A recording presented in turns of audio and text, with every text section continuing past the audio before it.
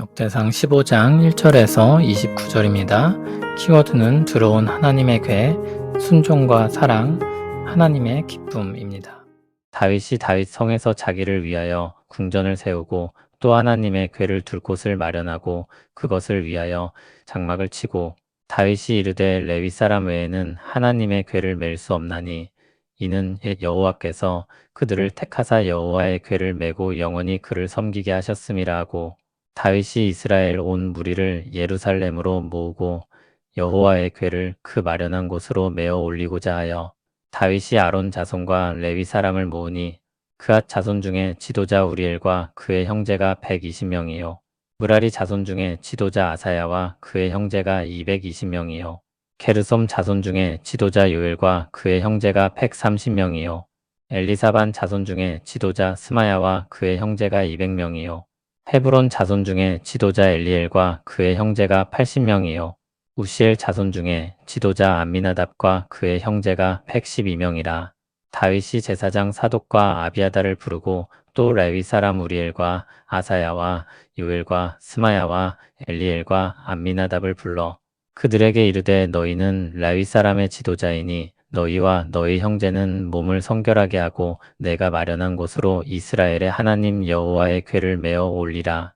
전에는 너희가 매지 아니하였으므로 우리 하나님 여호와께서 우리를 찢으셨으니 이는 우리가 규례대로 그에게 구하지 아니하였음이라 하니 이에 제사장들과 레위 사람들이 이스라엘 하나님 여호와의 궤를 메고 올라가려 하여 몸을 성결하게 하고 모세가 여호와의 말씀을 따라 명령한 대로 라위 자손이 채 하나님의 궤를 꿰어 어깨에 매니라. 다윗이 레위 사람의 어른들에게 명령하여 그의 형제들을 노래하는 차들로 세우고 피파와 수금과 재금 등의 악기를 울려서 즐거운 소리를 크게 내라 하매 레위 사람이 요엘의 아들 헤만과 그의 형제 중 베레가의 아들 아삽과 그의 형제 무라리 자손 중에 구사야의 아들 에단을 세우고 그 다음으로 그들의 형제 스가랴와 벤과 야시엘과 스미라목과 여이엘과 운니와 엘리압과 브나야와 마아세야와 마띠디야와 엘리블레후와 믹네야와 문지기 오베데돔과 여이엘을 세우니 노래하는 자 헤만과 아삽과 에단은 노재금을 크게 치는 자요. 스가랴와 아시엘과 스미라목과 여이엘과 운니와 엘리압과 마아세야와 브나야는 기파를 타서 알라못에 맞추는 자요. 마띠디야와 엘리블레후와 믹네야와 오베데돔과 여이엘과 아사시아는 수금을 타서 8째 음에 맞추어 인도하는 자요. 레위 사람의 지도자 그나냐는 노래에 익숙함으로 노래를 인도하는 자요. 베레갸와 엘가나는 궤 앞에서 문을 지키는 자요. 제사장 스바냐와 요사박과 느다넬과 아미세와 스가랴와 브나야와 엘리에셀은 하나님의 궤 앞에서 나팔을 부는 자요 오베데돔과 여이야는 궤 앞에서 문을 지키는 자이더라.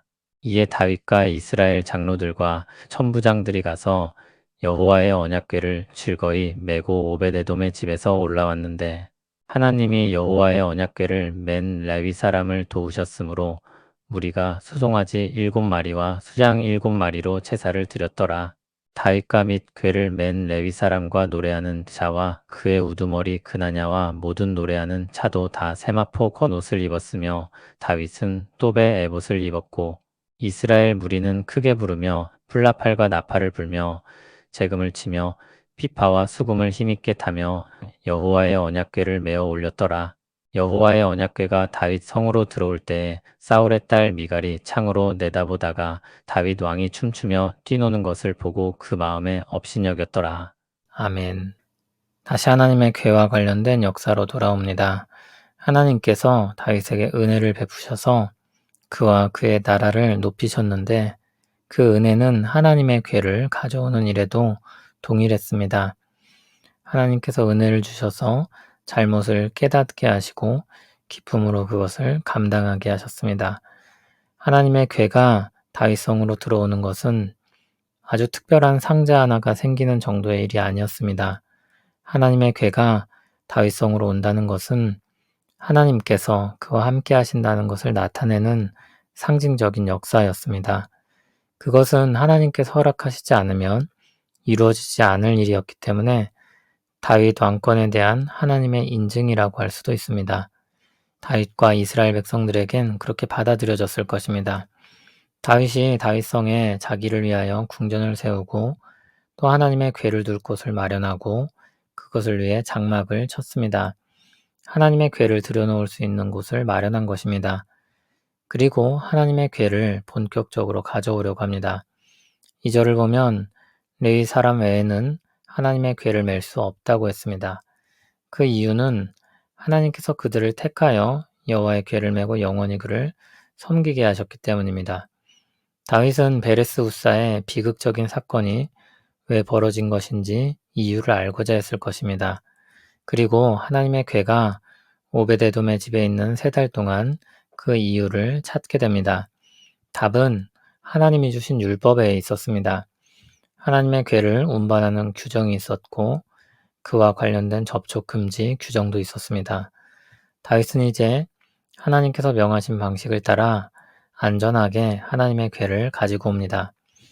이번에도 이스라엘 온 무리를 예루살렘으로 모으고 여호와의 궤를 위해 마련한 곳으로 메어 올리고자 했습니다. 제사장과 레위인들을 소집했는데 레위인의 명단이 5절에서 10절에 나옵니다. 그리고 11절에서 15절에 하나님의 궤를 운반하기 위한 계획이 나옵니다. 다윗은 제사장 사독과 아비아다를 불렀고 또 레위인 지도자들 6을 불렀습니다. 그리고 몸을 성결하게 하고 여호와의 궤를 메어 올리게 했습니다. 13절을 보면 이제 다윗은 이전에 있었던 사건의 문제를 분명하게 알고 있습니다. 전에는 정해진 사람들이 메어 올리지 않았던 것이 문제였습니다. 그것은 정성의 문제가 아니라 순종의 문제였습니다. 이번엔 규례대로 제사장들과 레위 사람들이 그들의 몸을 성결하게 하고 메고 올라가기로 했습니다. 모세가 여호와의 말씀을 따라 명령한 대로 레위 자손이 채에 하나님의 궤를 꿰어 어깨에 맸습니다. 다윗은 하나님의 말씀에 순종하여 그대로 행하고 거기에 자신의 찬양 소리를 더합니다. 16절 아래를 보면 노래하는 합창단을 구성하여 세우고 오케스트라와 같이 악기를 연주하는 사람들을 조직하여 질서 있게 배치합니다. 그리고 좀 독특한 부분은 궤 앞에서 문을 지키는 자가 같이 한다는 것입니다. 그리고 거기에 오베데돔이 등장합니다. 오베데돔이라는 이름은 15장에 여러 번 언급됩니다. 18절에 문지기 오베데돔이라고 했고 21절에는 수금을 타는 자 중 오베데돔이 언급되고 24절에는 다시 궤 앞에서 문을 지키는 자, 즉 문지기로 오베데돔이 등장합니다. 아마 문지기와 수금을 타는 직책 모두를 오베데돔이 맡았던 것 같습니다. 그리고 앞서 궤가 오베데돔의 집에 있었는데 그 사람과 여기 나오는 오베데돔은 동일 인물이었을 것입니다. 그가 가드 사람이라고 했는데 블레셋의 가드가 아니라 레위인들이 살던 가드 림몬 사람으로 볼 수 있습니다.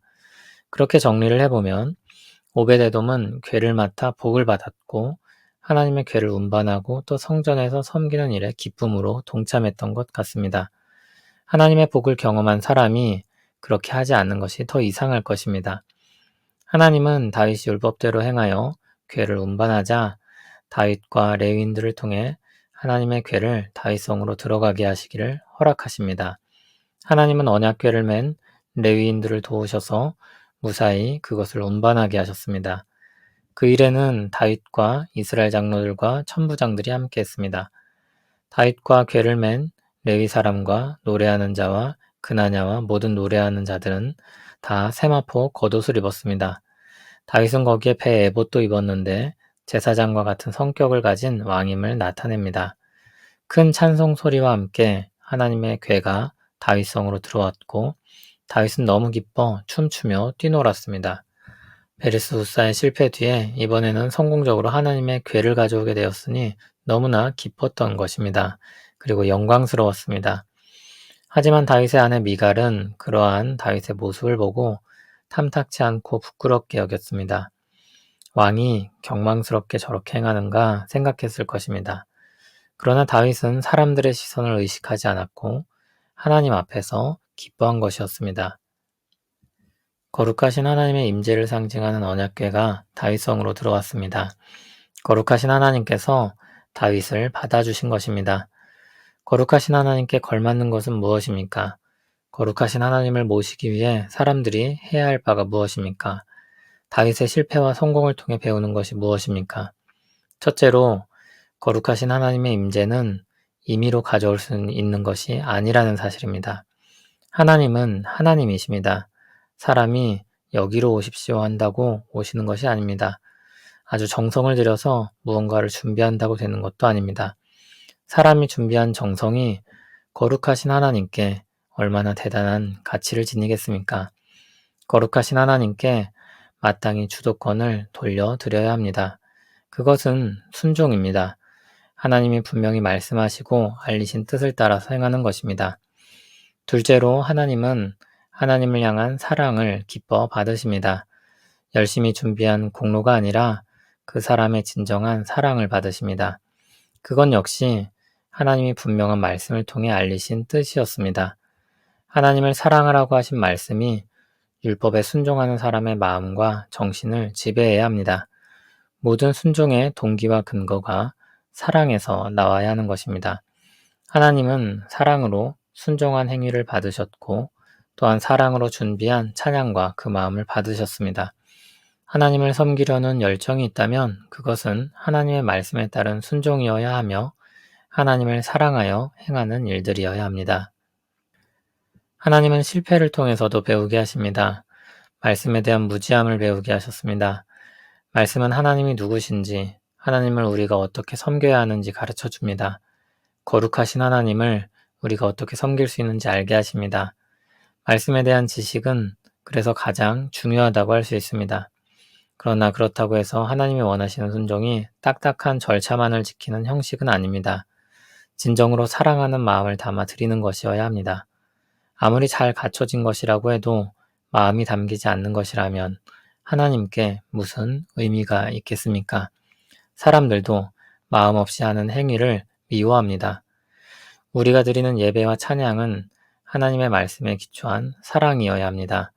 거기에 신약의 빛에 비추어 한 가지를 더한다면 그리스도 안에서 드리는 것입니다. 그것은 언제나 하나님께 기쁘게 받아들여질 것입니다. 하나님이 우리와 우리의 예배를 기쁘게 받으실 것입니다. 그 믿음을 가지고 담대히 그리고 기쁨으로 하나님께 나아가길 바랍니다. 그리스도 안에 있는 우리는 하나님의 기쁨입니다. 거룩하시고 은혜로우신 하나님, 우리를 불쌍히 여기셔서 주님의 백성 삼으시고 실패와 무지 속에서도 깨닫게 하시며 순종의 길로 인도해 주시니 감사합니다. 우리 열심과 정성보다 주님의 말씀을 따라 행하는 것이 중요함을 잊지 않게 하시고 형식이 아니라 사랑으로 주님을 섬기게 하옵소서. 우리 모든 예배와 섬김이 그리스도 안에 드리는 참된 영적 예배가 되게 하시며 하나님께서 기쁘게 받으시는 향기로운 제물이 되게 하옵소서. 우리를 그리스도 안에서 기쁨으로 받아주실 줄 믿습니다. 예수님 이름으로 기도합니다. 아멘.